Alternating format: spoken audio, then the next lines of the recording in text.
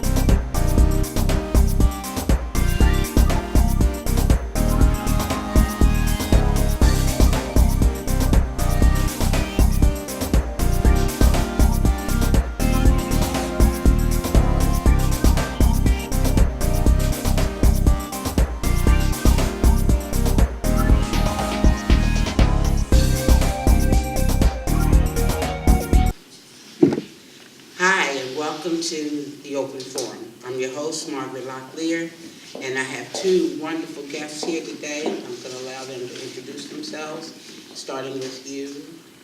My name is Allison Pickard, and I'm a candidate for County Council here in Anne Arundel County for District 2. And I'm Debbie Ritchie, and I'm a candidate for County Council for District 3. Now, the difference here is we're going to find out about these ladies. And not so much about the politics, but tell us a little bit more about yourself and how you came to, get involved in politics. Well, I grew up in a military family, and my parents were very, very involved in the community in our neighborhood. They really modeled for me what it meant to be a good friend and a good neighbor and an engaged citizen. So I've sort of walked through the world with service. I was that high school student who was worried about hunger and homelessness, and I went on to college. And after college, I served 2 terms of service in AmeriCorps in one of the residential programs, and I led a team of 12, 18 to 24-year-olds doing service across the Southeast. Yeah, that's an awesome program, AmeriCorps. And it was life-changing for me. I was very much into service, but I was responsible for a team of young adults that maybe hadn't been involved in service. But I also discovered in one of our projects in South Georgia, working with low-income, rural, elderly population, that I wanted to serve seniors. So my professional career went off from there, and I worked in community-based services and senior housing until I started my family. Okay, you have children? I do. I am the very proud mother of 3 school-age children, 13 and 10 and 8. Well, so how do you juggle that with running for office and running your family as well?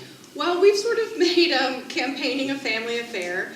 As long as I get the boys to soccer practice and Georgia to chorus, they will get out on the campaign trail with me. So it's worked out beautifully so far. That is so awesome.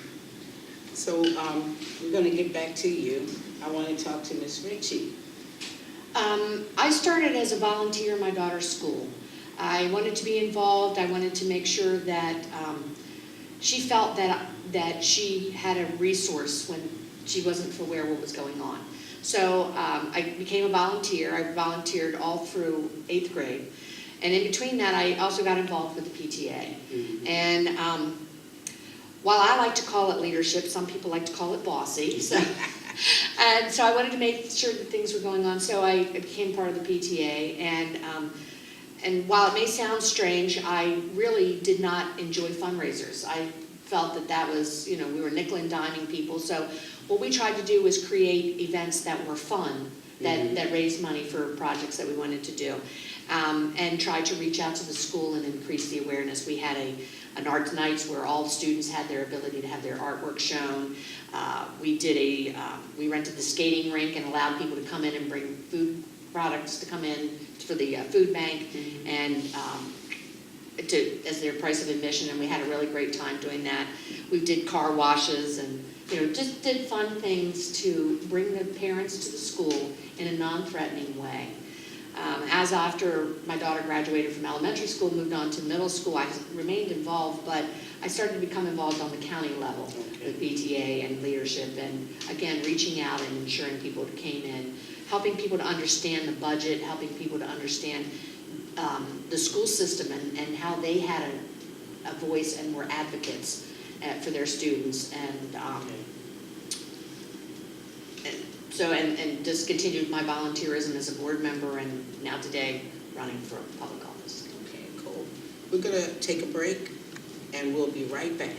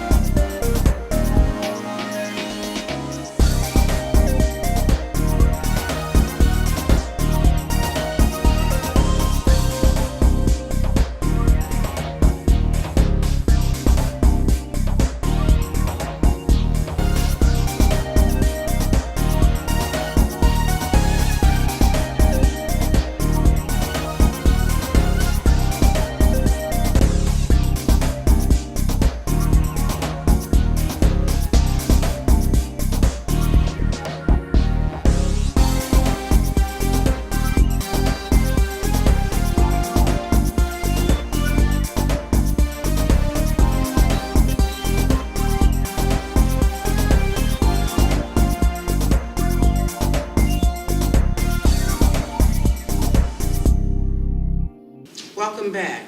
So, ladies, tell me, what are some of your favorite hobbies or things that you find interesting? Reading has always been a passion of mine. I've always enjoyed reading. I took a long time to get to the Kindle, but I finally got there, and it was probably the best thing I ever did because I carry a book with me everywhere I go, and it's always on my phone. So reading has been the fun. And now I've gotten into, I have a granddaughter who's 3 years old, and we've been visiting a lot of different parks. My husband and I were fortunate enough to be able to be her primary, not her primary, but her daycare provider for the first 2 years of her life while her mom was working.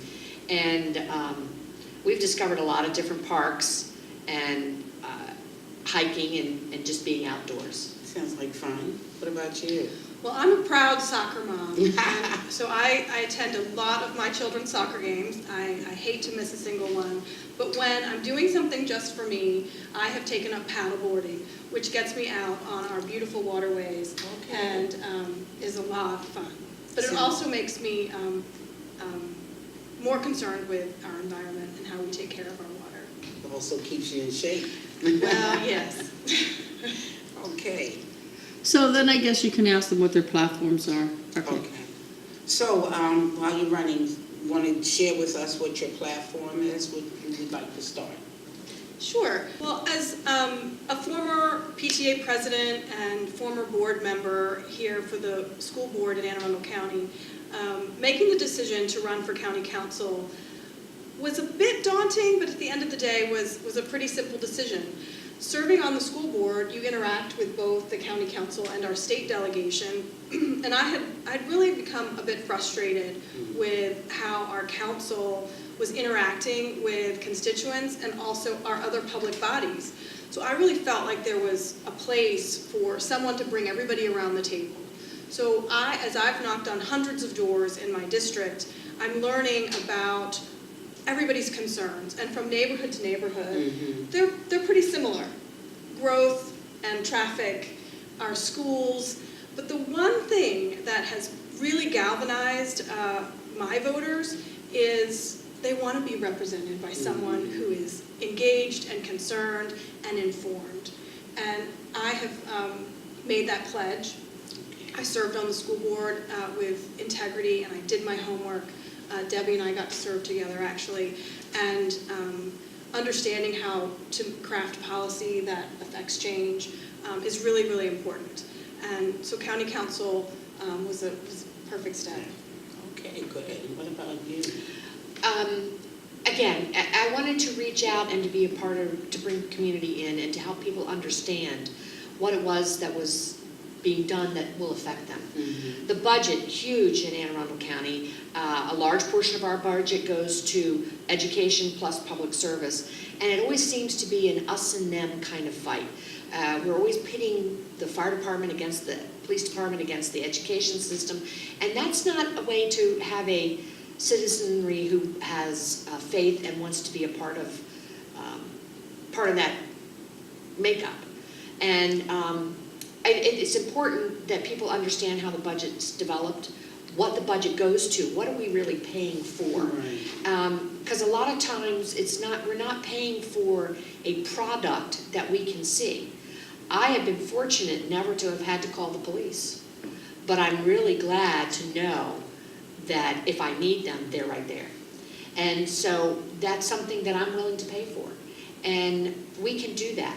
And I think that people have to understand what it is that's involved in the budget. So that's a big concern. And then when we look around us at development and we hear things and we don't necessarily know that they're always true. We hear developers are getting all these big breaks. Are they really? Do we really know that that's to be true? So investigating that and making sure that we're applying things fairly across the board in terms of zoning, in terms of development. Infrastructure is a big issue, making sure that we have roadways that people can travel on and that aren't causing us to have to get our cars realigned every 6 months. And then the environment is a portion of it, especially in Pasadena, where a lot of our communities sit on waterways and have beaches and have, so we have to worry about erosion, we have to worry about runoff. Do we make sure that we have enough trees that are filtering our water so that our water isn't becoming polluted and we're able to protect our waters that aren't going to keep costing us a ton of money? There's simple solutions. So helping people to be educated, to understand what's going on and be a part, and bringing them to the table, be a part of the discussion is Right. important. Okay, so I understand you two work together on the school board? Mhm. So, and that's where you got the idea that the two of you could run for office? Sure. Having served with PTA and the school board and realizing that it's been 8 years since Anne Arundel County has had a female on the council, I have no qualms about the service. Okay. I feel very confident that I can serve in that role. And I'm always a little surprised, and was when especially on PTA, when people were hesitant even to be the secretary of the PTA. Mm. It's really not, it's not rocket science, right? But giving people, I think Debbie and I have both empowered other women to serve in that role. But using all those skills, they transfer just beautifully to county council, from PTA to school board. But we do have, we were fortunate to be in Emerge. Emerge Maryland trains Democratic women to run for office. That was one of the things, running a campaign, I needed that demystified. And so Emerge provides some excellent training for women to run and win at the ballot box. Good, so Well, and I had done a lot of service and been in a lot of positions of leadership, and when somebody did say to me, oh, you should run for the county council, at first I was like, oh, sure. And then I got to thinking, well, why not? Why can't I run? Mm-hmm. And why shouldn't I be able to, you know? And what special skills? And the skills that I needed were the ability to be leaders, but also the ability to listen, the ability to be able to work with people to craft legislation and to craft bills and to craft resolutions that would empower our citizens. So I've done that. I've been a part of that in PTA. I've been a part of that on the Board of Education, where I was on the policy committee. So there was no reason why I couldn't do that. Mm-hmm. Again, as Allison mentioned too, with the how do you do that? I've never been in politics. I didn't have a network of people around me who were politicians. And so how do you open a campaign? How do you finance that? How do you knock on doors and talk to people? And so Emerge was able to do that for us. And it also gave us a network of people who I can turn to.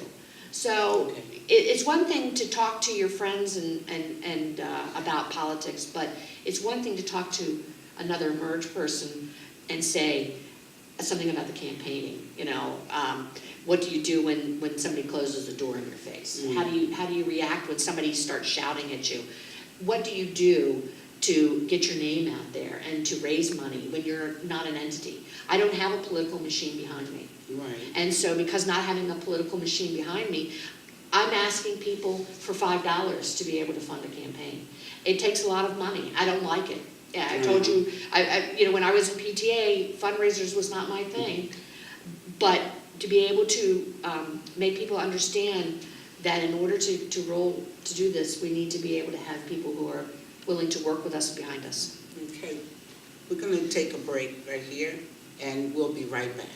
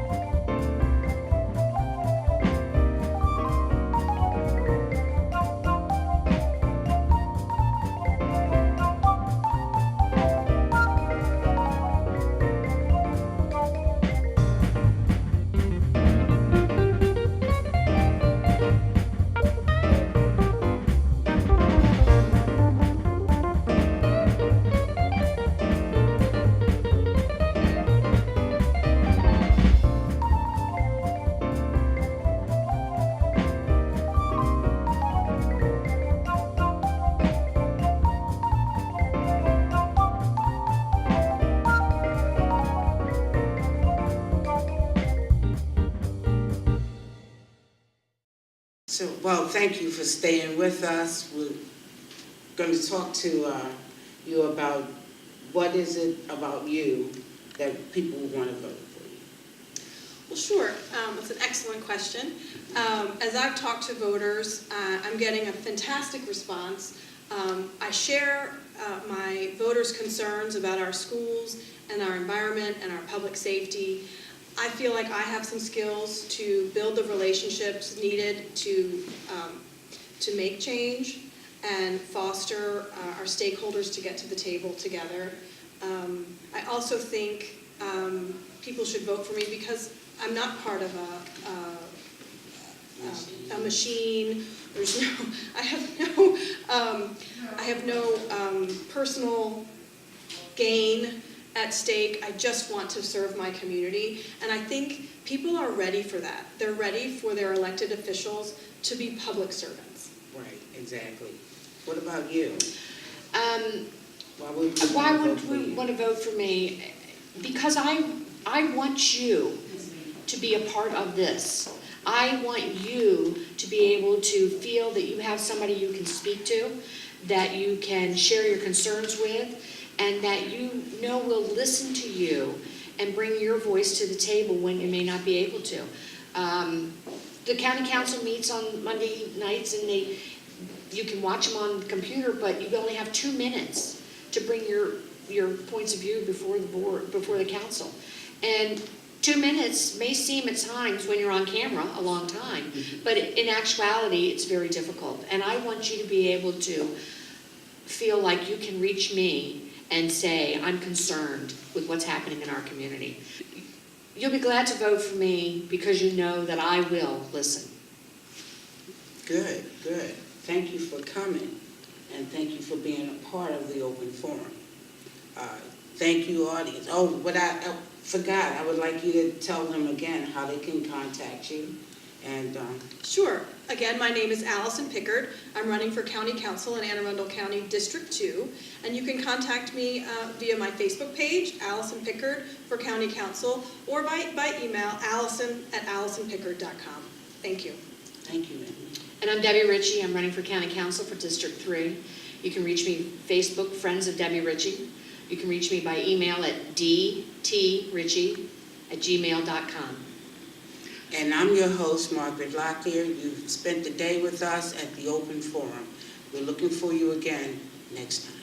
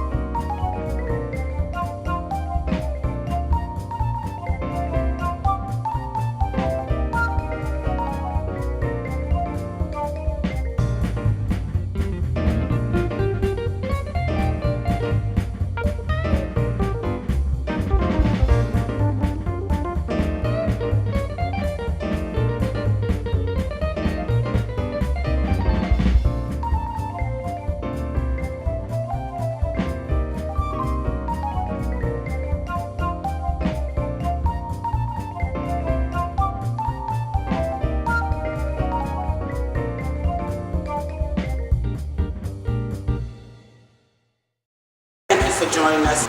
And if you would like to be a guest on the Great Blacks in Wax Open Forum, call the number at the bottom of the screen. Join us. If you have an interesting anecdote to share with us, or if you have something you want to promote from your community, just give us a call.